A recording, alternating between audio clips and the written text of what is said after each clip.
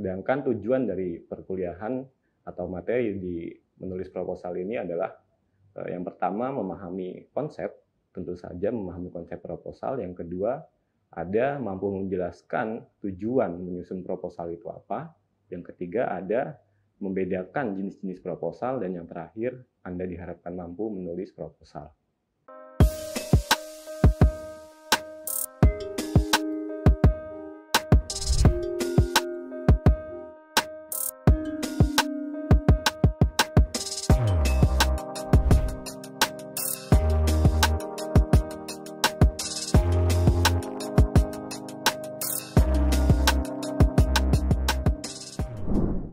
Assalamualaikum warahmatullahi wabarakatuh. Selamat berjumpa kembali dengan saya, Gufronian Ars, dalam mata kuliah Bahasa Indonesia di kanal Kuliah Teknokrat. Pada pertemuan kali ini kita akan membahas tentang menulis proposal.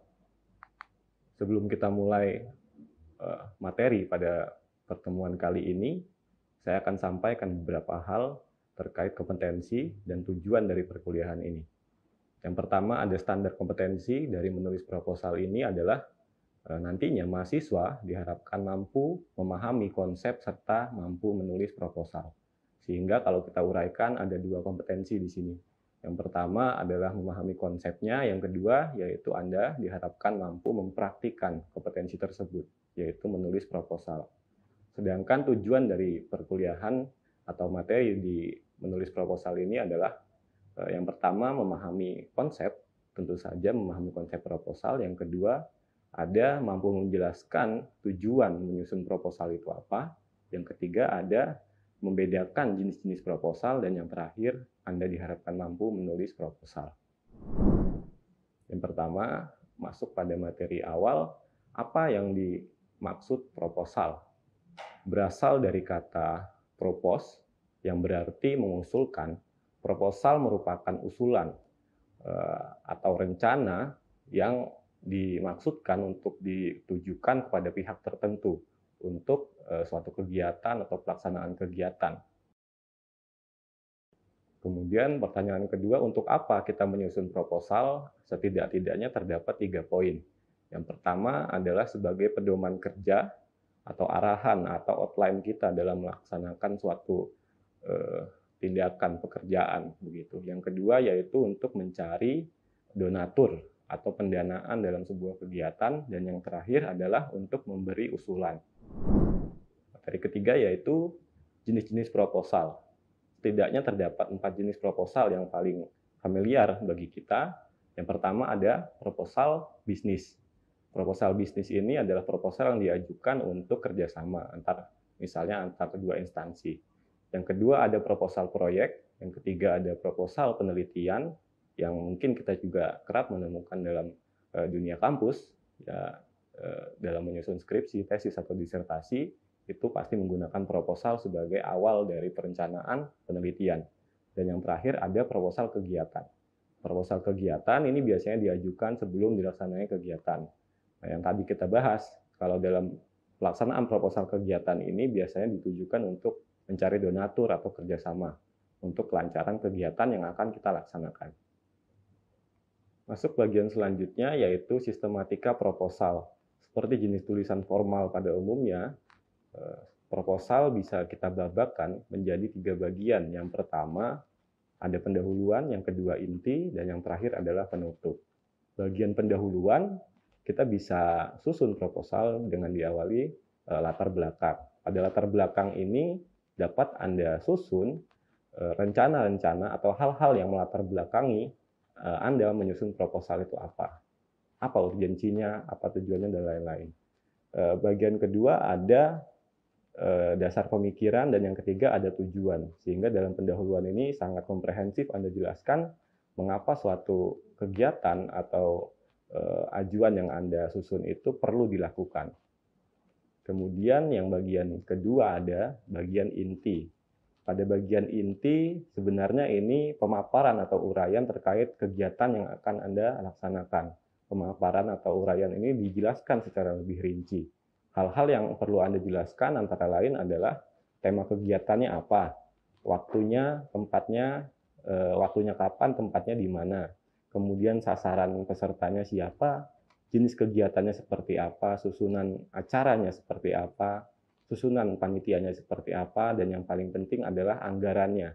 Di sini Anda harus susun sedetail mungkin sehingga partner atau pihak yang Anda ajukan proposal bisa melihat dengan rinci rencana yang Anda ajukan dalam proposal yang Anda buat itu.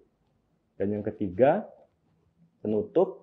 Bagian penutup ini biasanya diisi dengan perjanjian sponsorship dan profil organisasi Anda.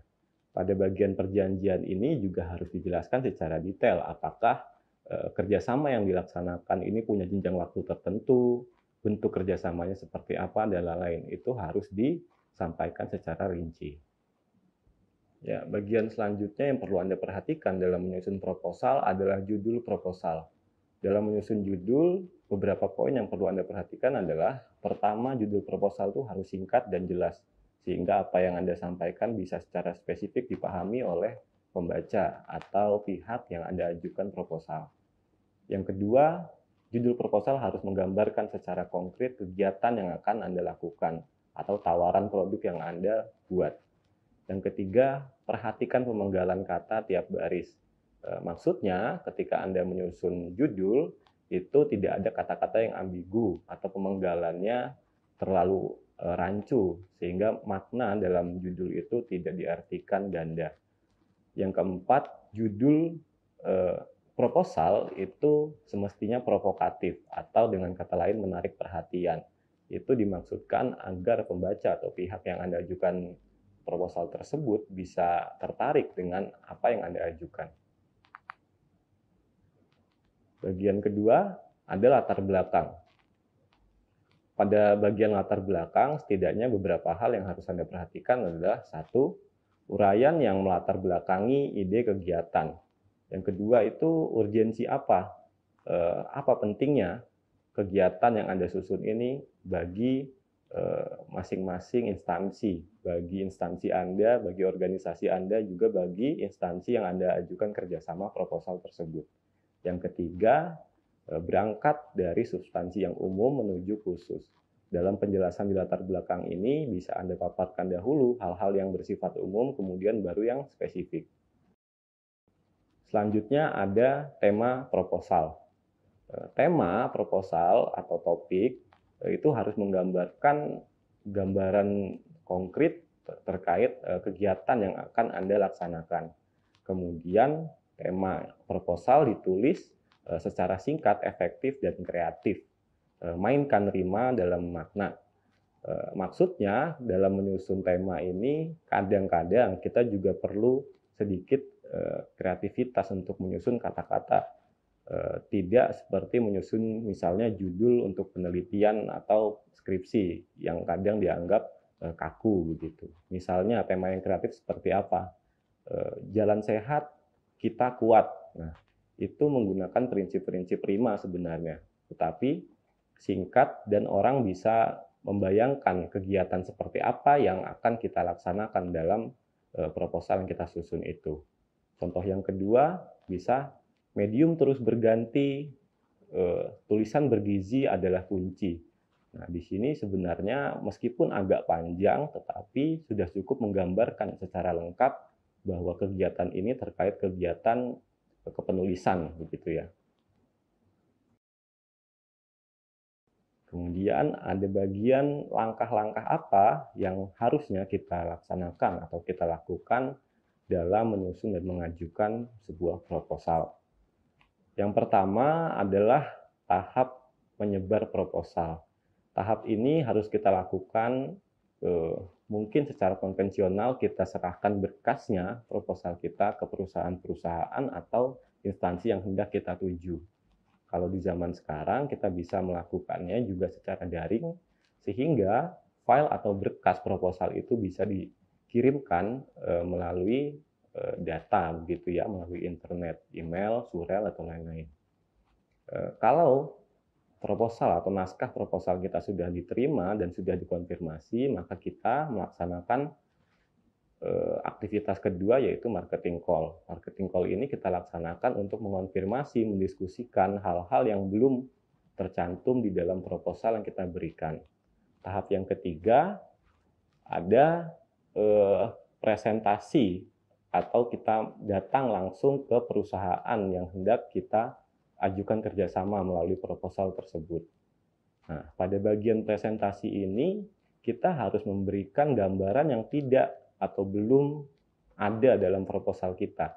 Jangan mengulang lagi apa yang sudah kita sampaikan di dalam proposal, sehingga menjadi efektif pertemuan dalam presentasi tersebut. Yang keempat, bentuk kerjasama tidak hanya dalam bentuk dana. Nah, ini perlu diperhatikan bahwa bentuk kerjasama antar instansi atau antar organisasi itu tidak hanya dalam bentuk pendanaan, tetapi juga bisa supply hal-hal tertentu yang mungkin kita juga butuhkan dalam pelaksanaan kegiatan kita. Yang kelima, tindak lanjut atau follow up-nya seperti apa. Itu harus dipaparkan secara jelas dan konkret. Sebisa mungkin semuanya tertulis dalam perjanjian. Begitu juga pada poin yang keenam, setiap bentuk perjanjian harus tertulis rinci, jelas, serta legal secara hukum. Itu tadi yang bisa saya sampaikan terkait materi penulisan proposal. Kembali lagi saya sampaikan bahwa proposal penting bukan hanya bagi Anda dalam menyusun penelitian di kampus seperti skripsi, tetapi juga ketika Anda mungkin langsung terjun di dunia kerja. Kembali lagi saya ingatkan bahwa terdapat bagian-bagian yang harus Anda ingat dalam menyusun proposal, bagian-bagian yang harus Anda pahami ketika Anda menyusun sebuah proposal. Yang pertama, ada bagian pendahuluan, yang kedua adalah inti, yang ketiga adalah penutup. Nah, yang harus ditekankan lagi, saya katakan pada bagian latar belakang, kemudian dasar pemikiran dan tujuan harus benar-benar dikuatkan. Sepenting apa kegiatan atau tawaran kerjasama yang Anda ajukan. Di situ sifatnya adalah argumentatif, sehingga penyampaian data harus bisa disampaikan secara valid gitu. Misalnya Anda ingin menawarkan sebuah kegiatan, itu bisa dikatakan apa bentuk kerjasamanya, apa keuntungan bagi kedua belah pihak, mengapa kegiatan itu sangat perlu untuk dilaksanakan. Itu bisa disampaikan pada bagian pendahuluan. Nah, diperkuat lagi pada bagian inti. Dalam bagian inti, yang perlu Anda perhatikan juga hal-hal detail yang kadang luput dari perhatian kita sebagai penyusun proposal. Misalnya, waktu kegiatan harus sesuai dengan waktu yang ada pada anggaran. Biasanya pada anggaran itu terdapat rentang waktu dari bulan apa sampai bulan apa kita melaksanakan suatu kegiatan. Nah, waktu itu harus kita pastikan betul dan cocok betul dengan anggaran yang kita ajukan. Sehingga pembaca mudah memahami apa yang hendak kita ajukan dalam kegiatan tersebut. Selain waktu, tadi juga sudah disampaikan ada tema proposal atau tema kegiatan yang hendak kita lakukan. Dalam tema ini sebetulnya tidak terlalu panjang seharusnya disusunnya. Sehingga pembaca atau pihak yang hendak kita ajukan proposal ini bisa secara cepat, secara cermat bisa menangkap, memahami apa yang hendak kita laksanakan dalam proposal kita. Dan kalau kegiatannya memang bukan kegiatan yang terlalu formal, Anda bisa lebih kreatif dalam menyusun tema. Kata-katanya disusun berima mungkin, kemudian menggunakan kata-kata yang lebih kreatif dibanding dalam menyusun tema proposal ilmiah, misalnya seperti itu. Yang selanjutnya ada sasaran peserta. Nah, target atau sasaran peserta ini juga penting untuk diperhatikan. Kalau kegiatan itu sudah jelas secara rentang waktu, kemudian anggaran dananya, temanya sudah jelas, kemudian yang harus diperhatikan adalah sasaran pesertanya siapa. Itu juga menjadi pertimbangan perusahaan dalam meloloskan proposal kita. Yang kelima ada susunan acara, tentu saja harus terkait dengan tadi waktu dan anggaran. Yang keenam ada susunan panitia. Nah, di sini harus dijelaskan juga secara rinci, bukan hanya mencantumkan nama-nama A sebagai ketua, B sebagai sekretaris, C sebagai bendahara, tetapi juga sampai bagian-bagian paling spesifik itu perlu dijelaskan tugasnya seperti apa perannya dalam kegiatan yang hendak Anda laksanakan ini. Dan yang bagian terakhir ada bagian penutup. Bagian penutup, saya ingatkan lagi, terdapat berkas perjanjian atau poin-poin perjanjian yang hendak Anda ajukan. Di situ harus secara rinci, secara spesifik dijelaskan seperti apa perjanjian yang hendak Anda ajukan, kemudian sampai kapan perjanjian ini berlaku, bentuk perjanjiannya seperti apa, dan yang paling penting adalah jangan sampai itu tidak disetujui dua belah pihak. Jadi perjanjian itu harus disepakati pihak organisasi atau instansi Anda, juga organisasi tempat yang Anda ajukan proposal tersebut, dan harus dilegalkan secara hukum. Saya kira itu yang bisa saya sampaikan terkait penulisan proposal pada materi bahasa Indonesia kali ini. Semoga bermanfaat. Saya akhiri. Wassalamualaikum warahmatullahi wabarakatuh. Terima kasih sudah menyaksikan video pembelajaran ini. Jangan lupa like, komen, dan subscribe, serta nyalakan tanda loncengnya agar kalian tidak ketinggalan informasi update lainnya.